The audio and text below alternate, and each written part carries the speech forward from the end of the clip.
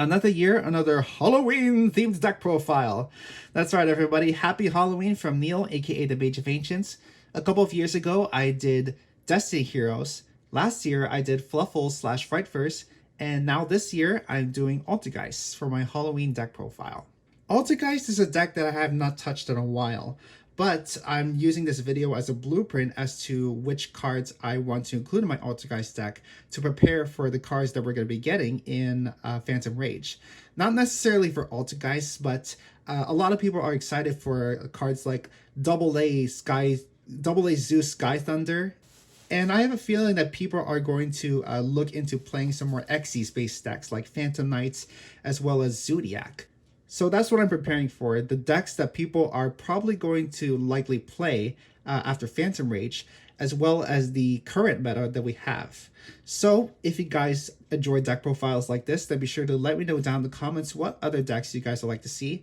And please, make sure that you leave suggestions down in the comments as to what improvements I should make to this deck. Like I said, this is not the best deck that you guys are going to see. I am more than happy to hear what you guys have to say about it. So feel free to let me know down in the comments. Also, if you guys enjoy deck profiles just like this, then be sure to hit the like button. And if you guys haven't so already, be sure to subscribe to the channel and ring the bell so you stay updated on my latest Yu-Gi-Oh videos. So with that being said, let's get started with this Altergeist deck profile. So to start off for the monsters, if you guys are already familiar with Altergeist, you already know that this is a pretty standard Altergeist lineup. So to start off, 3 copies of Altergeist Multifaker. This is at 1 for some reason, but I'm glad that we have it at 3 again. Anyway, it lets you special summon itself. If you activate a trap card, you can bring out another Altergeist monster like Meluseek or Silquidus. Anyway, I'm getting ahead of myself. Another important card that you have in your Altergeist lineup is Marionetter, and I run 3 copies of that. Not only does it let you set Altergeist traps from your deck, but it also lets you special summon an Altergeist monster from your graveyard. The other way is Manifestation, which is a trap card, but you can send an Altergeist card from your field to the graveyard to special summon another Altergeist monster from your graveyard. That's pretty cool. And I also run 3 copies of Altergeist Meluseek. If this card inflicts battle damage to your opponent, I think it's directly. In fact, this card does let you attack directly. And so when you do that, you can target a card that your opponent controls and send it to the graveyard. It doesn't destroy, it doesn't banish, it lets you send it to the graveyard. And I think that's really cool. And afterwards, I run 2 copies of Altergeist Silquidus. This lets you bounce an Altergeist card that you control, as well as another monster that your opponent controls back to the hand. I also run 1 copy of Altergeist Conqueror. I'm not really sure what to think about this card, but it does let you negate the effects of an opponent's monster. But you can special summon off of Multifaker, and you can also special summon it from your hand when your opponent attacks. If anything, instead of just special summoning it from my hand with its own effect, I much prefer special summoning it off of Multifaker if I have to. Anyway, I also run 3 copies of Droll and Lockbird. Dragon Link is still a deck for some strange reason. None of the cards on the recent ban list update got hit, so we might as well just prepare ourselves for Dragon Links or any other combo decks out there. And I also run 1 copy of Spellbook Magician of Prophecy.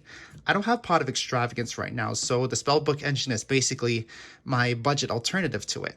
But if you guys do have Pot of Extravagance, then I highly recommend it, since you really don't go into your extra deck that much.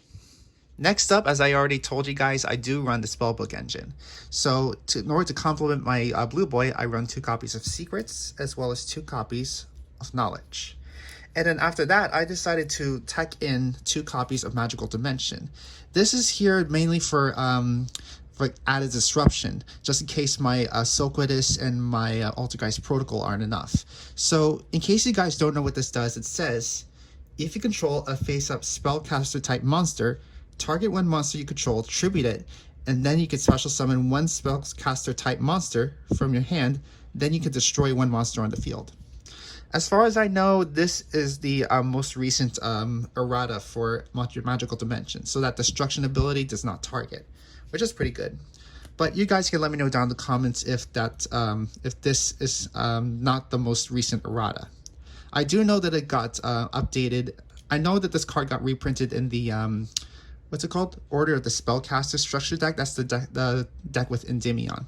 Anyway, I also run the one copy of 1-for-1. I would have liked to run Monster Reborn, so maybe in the future update I'll include that as well. But this is mainly here so that way I can get out Milliseek. And now to wrap up my main deck, here is my trap lineup. I'm going with 2 copies of Altergeist Protocol. If you guys want to run a 3rd copy, you guys can go ahead and do that. This card basically gives you immunity for your Altergeist cards and effects. And I already mentioned this when I was talking about Marionetter. I run 2 copies of Altergeist Manifestation. So you can also, not only can you special summon Altergeist monsters from your graveyard in attack position, but you can also banish this card from your graveyard and basically recycle your Altergeist traps. Speaking of Altergeist traps, I am also running 1 copy of Altergeist Emilatelf, I think that's what it is. So this is the Altergeist trap monster, and I don't see that many builds that are running this, but I just think it was a pretty good idea. I just think it's a pretty good idea to have an extra monster in my main deck that basically acts as a trap. So not only are you able to summon an extra Altergeist monster, but if you have Multi-Faker in your hand, then you can bring out Multi-Faker and then just do your combo from there. And in order to be able to see my Altergeist cards, I am maxing out on Personal Spoofing. And to wrap things up, this is a control-based deck, so I'm trying to do as much as I can to just clear my opponent's board of basically doing anything. So I am maxing out on Summon Limit. I think when I was doing Magical Musketeers, I actually brought this card to 2 instead of 3. This is just something that I'm trying out, 3 copies of Summon Limit. You guys already know Infinite Impermanence is pretty much standard in this deck. You can activate it from your hand, especially during your opponent's turn when they're going first. And after you activate it, then you can special summon your Multi-Faker and do your combo from there. And last but not least, I'm running 3 copies of Compulsory Evacuation Device. Some people would like to actually main deck evenly matched instead of this. But I did build this deck to make it be able to go first instead of second. I do have the evenly matched in my side deck though. Spoiler alert. Sorry. Next up, here's my extra deck. I already told you guys that I don't have Pot of Extravagance right now, so I decided to make my extra deck a toolbox of sorts. So, to start things off, I'm running 3 copies of Altergeist Hextia. This card lets you negate spell and trap effects, I think. Yeah, it says here when a spell or trap card is activated, that you contributed Altergeist monster that it points to, and then negate it and destroy it. And also lets you search your deck for another Altergeist card if it's sent from the field to the graveyard. Kind of like Milliseek. And I also run 1 copy of Prime Banshee. This is just in order to be able to link climb if I have to. And yeah, since if I have Hextia and maybe another Altergeist monster on my field already, then I could just link up into Prime Banshee. I also run 1 copy of Crowley, the First Prophecyr, just in case I have 2 Altergeist monsters already on my field. Or 2 Spellcaster monsters, as this card actually lists. So you can reveal 3 spellbook cards from your deck with different names, and your opponent picks one of them to add to your hand. I also run 1 copy of Link Kuriboh. This is here from Milliseek. And I also run a bunch of generic links. So I run 1 copy of Nightmare Phoenix, 1 Cerberus. I even have the IP Masquerena and Nightmare Unicorn package as well. So yeah, you have Masquerena on your field, and then during your opponent's turn, you can use another monster already on your field, and then just go into Nightmare Unicorn and spin one of your cards back to opponent's cards back to their hand. I also run Boral Sword Dragon. You guys don't have to run this, but this is just in case I have a bunch of monsters on my field and I want to go for an OTK. So, for the last 4 spots in my extra deck, I had decided to run a bunch of super polymerization targets. Yeah, I actually decided to side super polymerization for this deck profile. So I have Starving Venom Fusion Dragon, Predaplant Chifio Veritum, 1 copy of Dragostapelia, and 1 copy of Mud Dragon of the Swamp. Of course, the super polymerization monsters don't work in all situations, but like I said, this is a toolbox that I can work with depending on what board my opponent has. So it really depends on whether your opponent has Red Ice Dark Dragoon or Boral Sword, no, Boral Lord Savage Dragon, actually. What I would really love to do is maybe if I had Celebrate Almirage, and I could just use that as well as an opponent's Link monster like Appaloosa, so that way it can fusion summon Salamangreat Violet Chimera. Or maybe if my opponent decided to just Link spam, then I can try and incorporate World Chalice, no, what's it called? World Legacy Guard Dragon Armarduke. That's the name of the monster. So yeah, like I said, this is a toolbox to work with, just in case I don't have Super Polymer, in case I don't have Pot of Extravagance anytime soon. And last but not least, here's my side deck. As always, you guys can incorporate your own side deck options depending on your playstyle. So the side deck that I'm going with today is mainly here to combat the combo decks. I imagine that people are going to lean towards Zodiac, since Phantom Rage is getting quite some pretty good Beast Warrior support, especially that new AA Zeus Sky Thunder Xyz monster. And I also think that people are going to try and play Phantom Knights this format. Yeah, so not only is there Xyz monsters, but there's also the synchro spam decks like Dragon Links. So yeah, that's what I've decided to side deck for. So first off, I'm running 3 copies of Fantastical Dragon Phantasme. This is mainly here for the Dragon Link decks, and maybe Phantom Knights if anything. I also decided to try out 3 copies of No Material.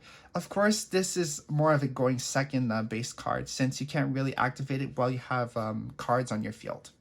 But it stops your opponent from tributing any monster that this card targets. So you can discard it, and then you can target a monster your opponent controls, and that monster cannot be used as Fusion, Synchro, Xyz, or Link Material.